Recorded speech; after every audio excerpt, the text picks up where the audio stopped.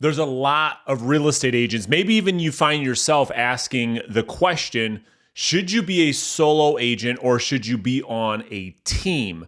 So in today's video, I'm going to give you 6 questions to really think about before you make this decision, because I think for a lot of real estate agents that I've seen over the years, they're making a business decision thinking about the wrong things and not asking themselves the right question. So I'm not going to advocate for either side. I'm just going to give you 6 things that you really need to consider before making this decision. So let's jump right into it. If we haven't met yet, my name is Brandon Mulrenin. I'm a real estate coach. I'm the founder of reverseselling.com. If this video provides you any value, I would ask you to support the channel by hitting subscribe and hit the notification bell so you never miss any of these training videos. So let's jump into question number 1. Question number 1 is, can you generate enough leads on your own to accomplish the goals that you've set? You see, for a lot of real estate agents either getting in the business or agents that have been in the business for a while, one of their issues is not having enough consistent inbound lead flow for them to convert at a high enough level to hit the goals that they've set. If you look at most real estate agents' business, you'll find that because the number one goal of a real estate agent is lead generation, that is the business that we are in. When you look at the industry, I don't know the exact stat, but I'm going to take a guess that at least 70-80% of all of the real estate agents in the country are not spending enough time in lead generation activities. Therefore, they don't have enough leads in their business and they fall short of their income goal. So if you go on a team and you go on the right team, they potentially and most likely will be in a situation where you don't have to worry about lead generation. They will furnish you with the amount of leads that you need to hit your goal. So the second question you need to think of that I wrote down is, do you have the skills to convert the leads that you have? It's one thing to have leads. It's one thing for you to go out there and get Vulcan 7 or RedX, or maybe even you're buying leads from Realtor.com or Zillow. That's only the start. Getting leads is not enough. Quite frankly, getting leads today is the easy part. Converting the leads is the hard part.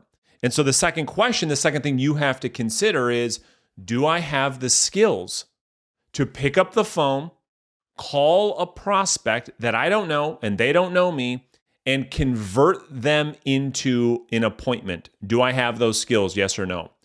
If the answer is yes, great. Potentially it makes sense for you to be on your own as a solo agent, building your own database, building your own business.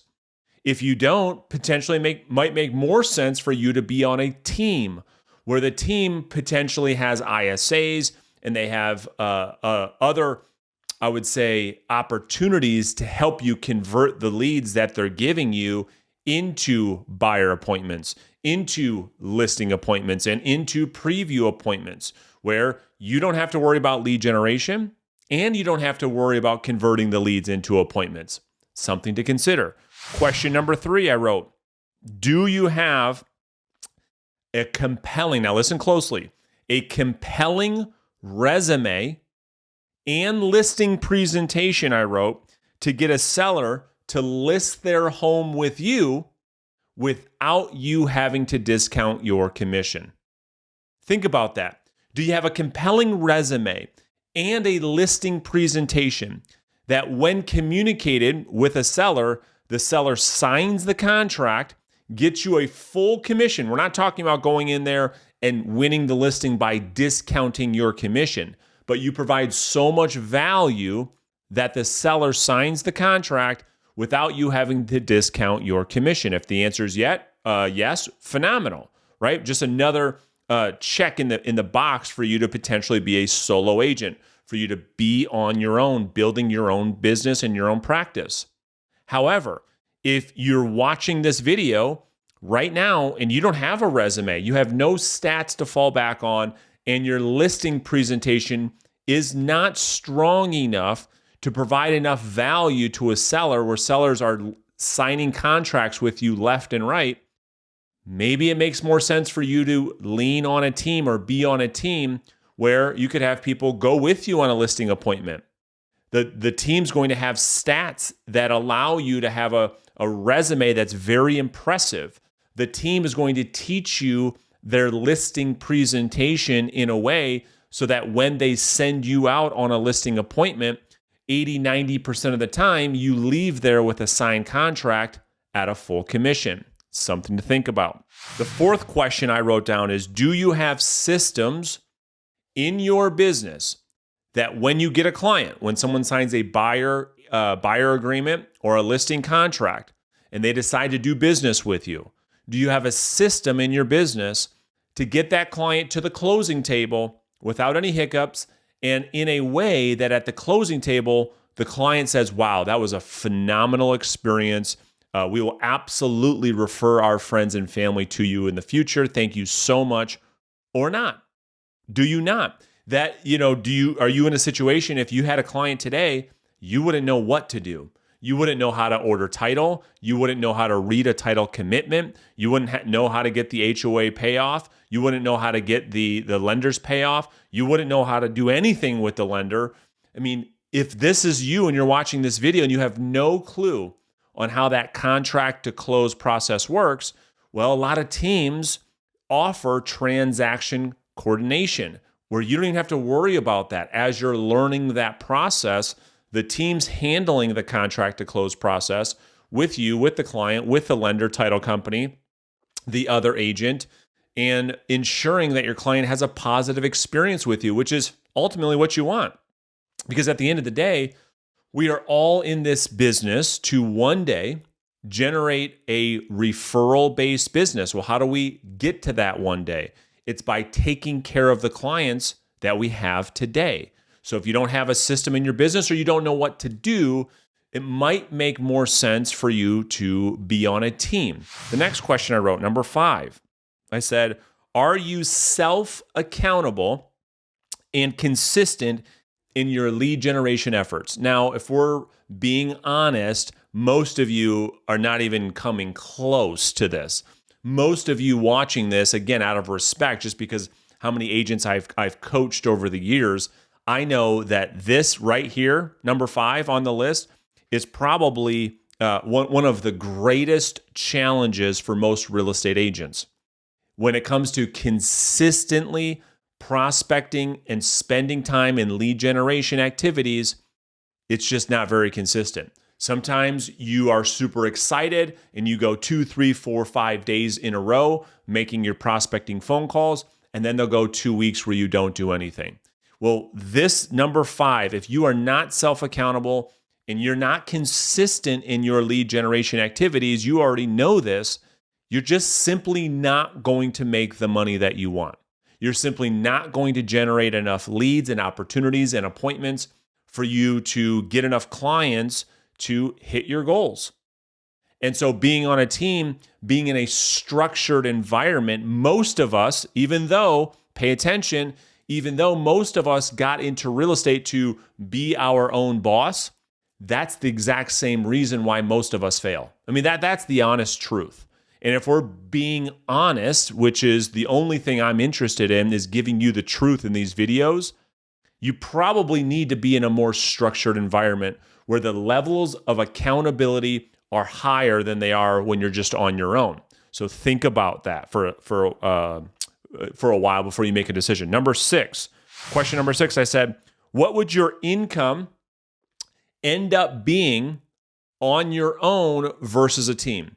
You see, I think this is where too many people get lost in, what's the commission split? How much of the commission is the team going to take from me? Well, obviously, then it makes more sense for me to be by myself, just based on the commission split. You have it all wrong. Let me paint a picture for you. Imagine a world for a second that you are on a team and they provided you everything that we talked about in today's video as far as questions 1 through 5. They generated all your leads. They paid for all your leads. They converted all of your leads into appointments. They put you in a position to convert your appointments into new clients. When you got a new client, they handled the entire contract to close process, so you didn't have to worry about the paperwork and chasing down title companies and lenders. They handled the entire thing, and they got you to a closing table where it was very, very smooth. And you were in an environment that allowed you to be the most productive as you possibly could. And through that experience, you ended up earning, I'm just making up a number, $150,000 a year. Not bad, right? Well, who cares what the commission split is? At the end of the day, what is the net bottom line income? This is the only thing that I care about. It should be the only thing you care about. We're getting too caught up on commission splits because if we look at most of you and what you're doing on your own, what's your income right now? Most of you, if you're being honest, is you're not happy with your income right now. This is why so many of you reach out to me for coaching and training and questions here on the YouTube channel or questions on my Instagram because you're not happy with where you're at today. So instead of leading in this decision, saying, okay, does it make more sense for me to be on my own or on a team based on commission split only? Put that aside for a second and ask yourself, where would my net bottom line income be at the end of the year on a team? And where would it be on my own? For most of you, you could probably answer that right now. If you're a solo agent, are you happy with the income that you make? If you are, great. Let's talk about doubling that, tripling that. If you're not, maybe you talk to some teams and you start interviewing some teams to say, hey, let's talk about what you guys would do to help me double and triple my income. And so these are things that you have to consider. And so if you are committed to being a solo agent, or even if you're on a team, but you need coaching and you need accountability and you need to learn a system that allows you to go out into the marketplace and secure new listings, I'm going to put a link beneath this video. You can go ahead and schedule a one-on-one coaching consultation, learn more about coaching with us. You can learn exactly what we do, what we're going to teach you to do. You can then decide if this program is right for you or not. We just opened it up. We're having more people join our coaching program. So click the link beneath this video. Check it out. Let's talk about potentially working together, heightening some accountability, getting you the training and the coaching that you need so you end up really hitting the goals that you've set, whether you're a solo agent or you're on a team, it wouldn't even matter. So hopefully you guys got a lot of value out of today's video. Let me know your thoughts on being a solo agent versus being on a team, and we'll plan on seeing you guys in the next video very soon. Thank you guys for watching.